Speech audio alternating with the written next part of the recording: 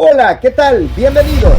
Yo soy el reportero oculto y el día de hoy vamos a presentarles un programa impresionante, pero no sin antes presentar a mi buen amigo. Yo soy Fase 3. ¿Cómo estás, mi hermano? Aquí nuevamente. Tercer programa ya. Querido Fase, es el tercer programa ya. Y hoy vamos a platicar de un tema que se relaciona siempre con lo oculto, con la magia negra y con la brujería. Sí, mi hermano. Hoy vamos a hablar de un tema que a mí me encanta. A mí me encanta leer, como sabes, me dedico a los relatos y sobre todo cuando me mandan cartas.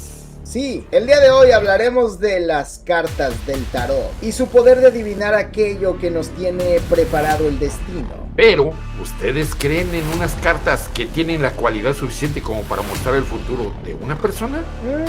Y no solo eso, porque además se usan para conocer el pasado y el presente de quien las consulta. Hoy vamos a platicar de todo lo relacionado con el tarot, empezando por su historia. Bienvenidos a Horrores de la Realidad. Una ventana a lo desconocido.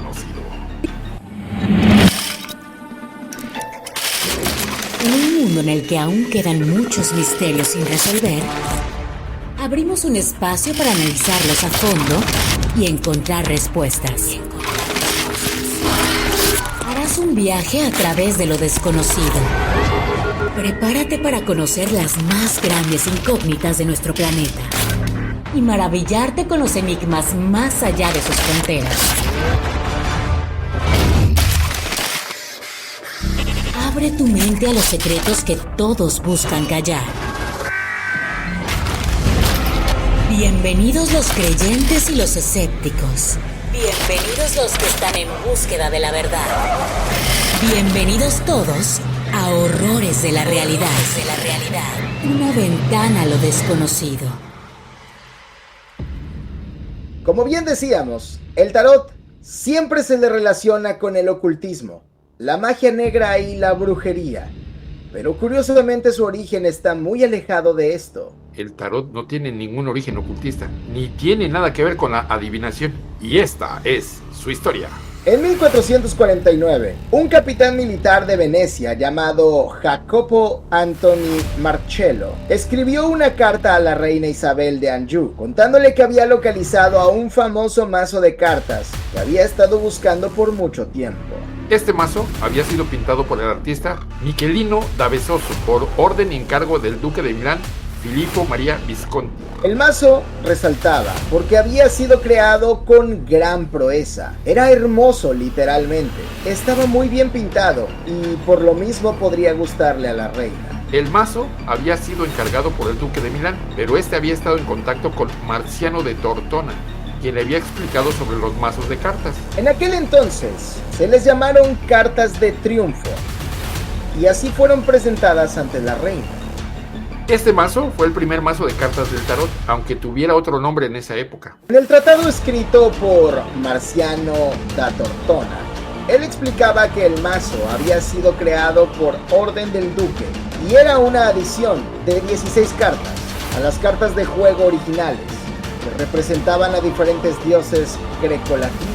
Estas cartas tenían más prestigio durante el juego y además se decía que simplemente representaban los vicios y las virtudes. Aunque algunos estudiosos descubrieron después que realmente representaban a la familia Visconti. Por lo mismo, expertos creen que esta adición de cartas a los juegos de cartas originales de aquellos años tenían un fin político. Se dice que Filippo Maria Visconti, duque de Milán en el siglo XV, era bastante déspota y no dudaba en lanzar a sus hombres a la guerra si así lo creía necesario. Por lo mismo, tenía la necesidad de mostrar su poder como fuera posible, y una de esas demostraciones estaba precisamente en esas cartas. Como las cartas eran muy populares, el duque creía que, al ver a su familia junto a los dioses grecolatinos y héroes inmortalizados, las personas los percibirían como seres superiores y con mucho poder. De hecho, en la época, los dioses grecolatinos eran precisamente vistos como héroes, personas cuyas hazañas en el pasado los habían elevado al rango de dioses. En resumen, el duque creía, con esas cartas, su familia sería relacionada de inmediato con poderosos dioses y héroes del pasado. La costumbre de hacer adiciones a los mazos de cartas de juegos comenzó a hacerse muy popular entre las personas poderosas de esa época. El propio yerno del duque, quien por cierto fue el siguiente duque de Milán, Francesco Sforza, también mandó a hacer su propio mazo de cartas.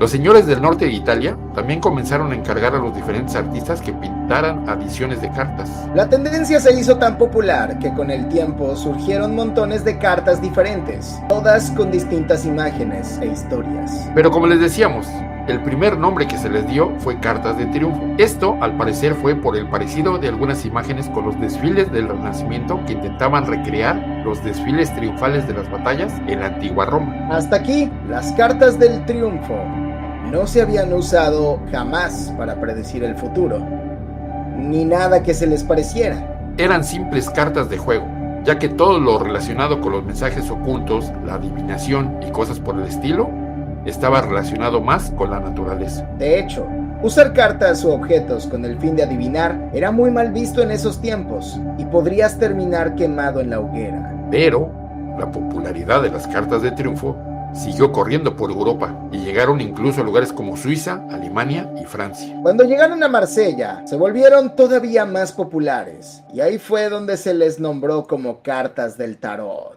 ¿Por qué? No se sabe con certeza. Una teoría apunta que en el siglo XV, en Italia, era popular decorar ciertas superficies con un tipo de grabados a los que llamaban tarocata, y esos grabados se reprodujeron en las cartas de triunfo. Pero bueno, fue en Marsella donde también se definió el aspecto de las cartas del tarot. El número de cartas que conformaban el mazo, las imágenes que llevaban y el significado que tienen hasta el día de hoy. Estas cartas se hicieron más famosas y muchos fabricantes comenzaron a crear mazos de cartas del tarot que se distribuyeron como pan caliente por Europa. Hasta aquí, tampoco se usaban para adivinar. Lo de los poderes de las cartas del tarot surgió en el siglo XVIII, cuando la cacería de brujas llegó a su fin y los ocultistas comenzaron a mostrar sus estudios sin tanto temor. Uno de ellos fue el pastor francés Antoine Court de Gevelin, quien publicó una serie de tomos en los que describía la vida del Egipto antiguo, que en esos años era casi una obsesión por las sociedades europeas. Todo porque se creía que en Egipto antiguo estaba la clave de la felicidad y la edad de oro en la que todos querían vivir. Por lo mismo, cuando Antoine descubrió un mazo de cartas de tarot, pensó que estaban relacionadas con los grandes conocimientos de Egipto. Sí, en 1781 publicó el 8º tomo de la serie dedicada al tarot, en la que aseguró que la palabra tarot venía del antiguo egipcio, que significaba camino real. Al mismo tiempo, Jean-Baptiste Alliot, que se había presentado como el adivino extraordinario, publicó un libro que se llamaba Una manera de entretenerse a sí mismo con el juego de cartas, en el cual explicaba que uno podía leer su futuro con el uso de estas cartas. Y ahí fue el boom de las cartas del tarot. Y hasta se crearon asociaciones de adivinos expertos del tema. Pero todo esto tuvo un tropiezo cuando se descifraron los jeroglíficos egipcios y se descubrió que el tarot no era una palabra egipcia y por lo mismo no significaba camino real. Ahí surgieron diferentes versiones sobre el origen, ya alejadas de Egipto. Se dijo que su origen fue chino, gitano, con los herejes del siglo XIV y XV y hasta hebreo. Durante el siglo XX se siguieron usando las cartas del tarot con un fin ocultista. Y cuando Rider Waite presentó su propio mazo en 1910, hecho por ocultistas, resurgió el interés por las cartas del tarot, que tuvo un nuevo auge en 1970. Ya para los 80s, muchos de los autores de la nueva era unieron el tarot con los planteamientos de Carl Jung. Muchos propusieron que las imágenes del tarot en realidad reflejaban esos arquetipos de una manera simbólica, por lo que las cartas podían servir para indagar en el yo interior y en la relación del ser humano con el universo. El origen del tarot no está relacionado, por lo menos no de una manera que se pueda comprobar, con la adivinación del futuro. Entonces, ¿es falso? No, simplemente estamos contando su historia, la que está documentada, al menos. Hay quienes creen que las personas sí tienen el poder de adivinar el futuro, pero lo hacen leyendo a las personas. Exacto, leyendo a las personas. Entonces la gente con este poder utiliza las cartas como un medio para leer al ser humano y simplemente para eso. Digamos que es psicología pura básica. Así es. Pero en fin, ya nos extendimos con la historia del tarot y lo que falta. Así que vamos a poner una pausa porque llegó la hora de la sección que se está convirtiendo en la favorita de muchos, mi querido Fase. La sección llamada Tu Experiencia. Recuerden que esta sección es de ustedes. Durante la última semana les pedimos que en las redes sociales que nos mandaran su experiencia sobre las cartas del tarot para compartirla con nuestro público. Esta vez tenemos un audio de una mujer que nos ha pedido ser anónima, así que vamos a mantener su nombre de esa misma forma como nos lo pide. Sin más ni más, vamos a escucharlo. Esto es la sección Tu Experiencia. Acá dijo. Tu experiencia. Alza la voz y dile al mundo de aquel suceso que atestiguaste y te dejó sin palabras. Cuenta tu experiencia en Horrores de la Realidad.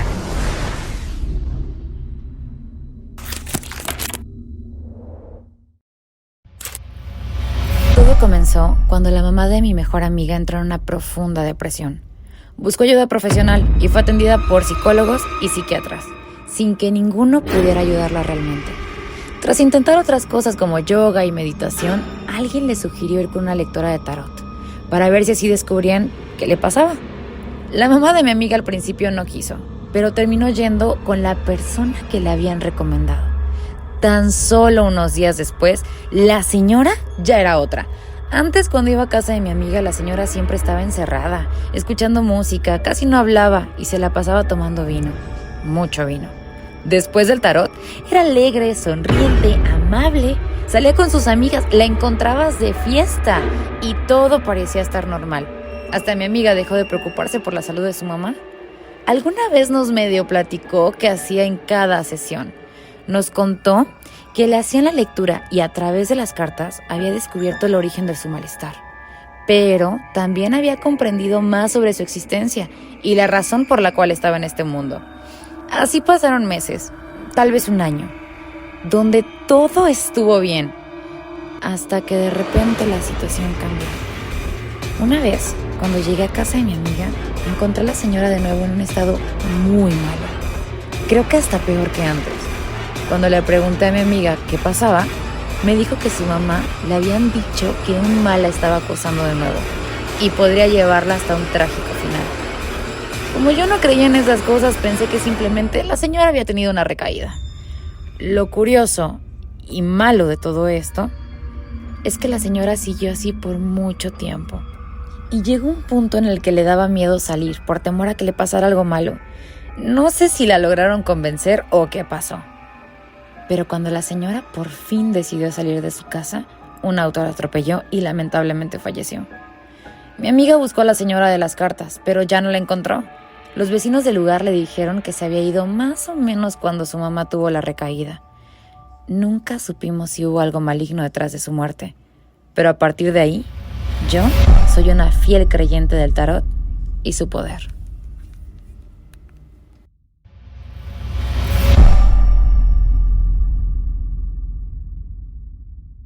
Increíble relato. Un relato que nos deja más dudas sobre el poder del tarot. Muchas gracias a nuestra amiga por enviarlo y por confiar en nosotros. Sí, así es, querido Fase. ¿Qué sería? ¿Quién le habrá adivinado la muerte trágica? ¿O fue algún tipo de sugestión? Posiblemente ambas, ¿no? Como sea. Parece que jamás, realmente jamás, lo sabremos. Y es que esto es todo un misterio. Gracias de nuevo a todos los que nos mandaron sus relatos. Pero ya llegó la hora sabrosona. Y es que el día de hoy vamos a estrenar una sección increíble. Una sección que a mí en lo personal me gusta mucho y que ustedes no habían podido ver hasta ahora. Esto es Bioculta. Un lugar donde conoceremos y nos intrigaremos con la biografía de una persona real relacionada con nuestro tema del día, en este caso, el tarot. Vamos con Bioculta. Esto es Bioculta, la vida secreta de los personajes más enigmáticos que han pisado la Tierra.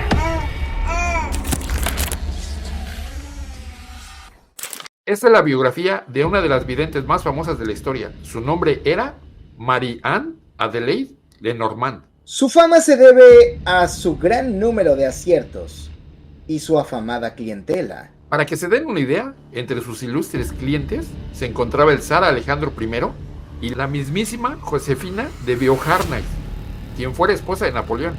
Lenormand nació en Francia, en el seno de una familia humilde. Su padre era comerciante de telas y a la edad de 5 años quedó huérfana y fue educada en un colegio de monjas. Desde los 7 años demostró mucha intuición y comenzó a predecir el futuro de sus compañeras de colegio con mucha exactitud. A los 18 se mudó a París y conoció a Madame Gilbert, una experimentada tarotista que le enseñó a canalizar su intuición a través de las cartas. Tiempo después, creó su propio espacio para predecir el futuro a través de las cartas Eteia. Lenormand entró en contacto con líderes de la Revolución Francesa, Marat, Robespierre y Saint-Just, a los que predice una muerte violenta. También predijo que el rey Luis XVI de Francia moriría en la guillotina. Esto despertó sospechas por parte de las autoridades y fue enviada a prisión en 1794, acusada de conspirar contra la Revolución Francesa. Fue ahí donde conoció a Josefina, la futura esposa de Napoleón, que también había sido acusada de cometer actos contrarrevolucionarios. Cuando Marie-Anne Lenormand salió de prisión, su fama había crecido enormemente y abrió un espacio en la Rue Tourneur. Ahí era frecuentada por políticos y otros personajes de la alta sociedad parisina, incluida, por supuesto, Josefina. Esa es considerada su mejor época. A Josefina le predijo su matrimonio con Napoleón, y en él vio a un gran genio militar que alcanzaría un gran poder político. Sus palabras fueron: obtendrás tal gloria que te convertirás en la más ilustre de Francia. Pero a medida que Napoleón se iba haciendo más poderoso, crecía su molestia contra la prestigiosa tarotista, e incluso llegó a impedirle la entrada a su casa. Poco después, Napoleón promulgó una ley contra adivinos y hechiceros, y Lenormand fue encarcelada durante el divorcio de la pareja para que no tuviera contacto con Josefina. Lenormand murió en París el 25 de junio de 1843 y está enterrada en la División 3 del cementerio Père Lachaise. Dejó una fortuna de 500,000 francos y no dejó herederos más que a un sobrino. Pero para nuestra desgracia, el sobrino quemó por alguna razón muchos documentos y objetos de valor para Lenormand y solo hizo caso al dinero. Lenormand escribió muchas obras, entre las que destacan Los recuerdos proféticos de una sibila y las memorias históricas y secretos de la emperatriz Josephine, en las que, por cierto, cuentan las profecías dirigidas a Josefina y Napoleón. La duquesa de Abrantes, en su obra Memorias o Recuerdos Históricos de Napoleón, menciona a Lenormand en varias ocasiones, lo que nos da una idea de su influencia y poder en la sociedad francesa de aquella época. Increíble historia de Marie-Anne Adelaide Lenormand. Wow. Esto fue Bioculta y hemos llegado ya a la parte final de este programa, Horrores de la Realidad. Muchas gracias por haber venido a vernos en este video. Por favor, sigan a mi querido amigo Fase 3, porque el siguiente programa será en su canal. Sí, señor. Estén pendientes en las redes sociales para que nos manden su experiencia. Así es. Y no se pierdan por nada del mundo los videos que tanto Fase como yo subimos aparte de este programa en nuestros respectivos canales. Si no te has suscrito todavía a mi canal, yo soy el Reportero Oculto y por favor, suscríbete. Si te gusta este programa, síguenos en todas nuestras redes sociales para estar más en contacto y nos vemos la próxima semana. Hasta luego. Adiós. Llegó el momento de cerrar el portal. Esta emisión de Horrores de la Realidad llega a su fin. Te esperamos la próxima semana para abrir de nuevo esta ventana a lo desconocido. Recuerda, un mundo oculto está frente a ti. Nosotros simplemente queremos mostrártelo. Hasta la próxima.